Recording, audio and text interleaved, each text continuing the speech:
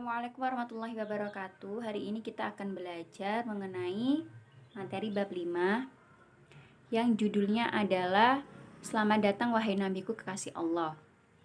Untuk mempersingkat waktu, kita akan membahas tentang sejarah kelahiran Nabi. Jadi, Nabi Muhammad SAW lahir pada hari Senin, tanggal 12 Rabiul Awal atau bertepatan dengan tanggal 20 April 571 Masehi. Lah, pada kelahiran Nabi ini disebut dengan tahun gajah. Kenapa disebut dengan tahun gajah?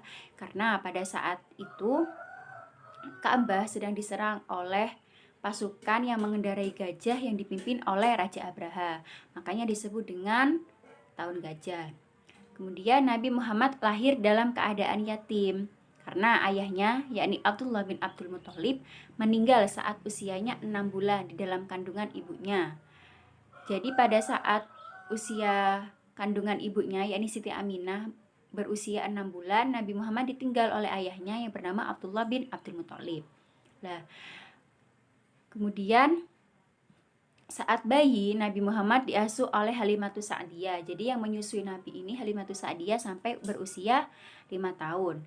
Halimatus Sa'diyah ini berasal dari kabilah Hawazin di perkampungan Bani Sa'ad. Kemudian saat berusia 6 tahun, Nabi Muhammad ditinggal wafat oleh ibunya, yakni Siti Aminah. Kemudian Nabi diasuh oleh kakeknya yang bernama Abdul Muthalib. Nah, kakeknya ini merupakan seorang pemuka Quraisy yang sangat disegani. Jadi Nabi Muhammad mendapatkan kasih sayang dan perhatian sangat besar dari kakeknya.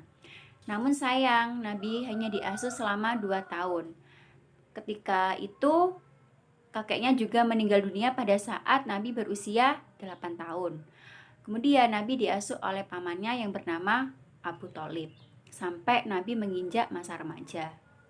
Kemudian sejak diasuh oleh pamannya ini, Nabi Muhammad berkembang sebagai seorang anak yang mulai menginjak masa remaja. Disitulah Nabi Muhammad diperkenalkan bagaimana cara menjalani hidup. Lah, Nabi Muhammad pertama kali diajarkan bagaimana cara bekerja, yakni menjadi buruh pada usianya yang baru menginjak 10 tahun. Kemudian Nabi mulai menggembala ternak milik orang lain di daerah gurun Mekah. Lah, dan setelah itu pada saat usia Nabi 12 tahun, maka pamannya ini memperkenalkan pada ilmu perniagaan atau ilmu perdagangan. Nabi Muhammad SAW yang masih remaja pun turut serta dalam membantu pengelolaan ekonomi pamannya. Ia sudah membawa barang dagangan yang diambil dari majikannya, yakni Siti Khadijah, hampir 3 tahun. Nabi Muhammad berdagang mengambil barang dari majikannya, yakni Siti Khadijah. Lah, ketika kafilah dagang atau ketika saat berdagang nyampai di kota Basrah di wilayah Syria besar, terdapat seorang pendeta yang terkenal pada masa itu, yakni Buhairah. Buhairah ini datang menghampiri Abu Thalib, pamannya Nabi, dan mengatakan, "Aku mengenali anak muda ini sebagai sosok yang kelak akan dinobatkan sebagai rahmat bagi semesta alam." Sontak hal itu membuat bingung paman Nabi Muhammad. Kemudian pendeta itu juga bilang hal ini telah tertulis jelas dalam kitab-kitab kami. Kemudian pendeta menyarankan kepada Abu Thalib untuk melindungi anak ini dari orang-orang Yahudi. Lebih baik bawa kembali ia di Mekah. Oleh karena itu Abu Thalib pun menuruti saran dari pendeta tersebut. Pada saat usia Nabi menginjak 25 tahun, Nabi Muhammad sudah mulai berdagang sendiri tanpa bantuan dari pamannya. Ia mengambil barang dagangannya sendiri dan memasarkannya.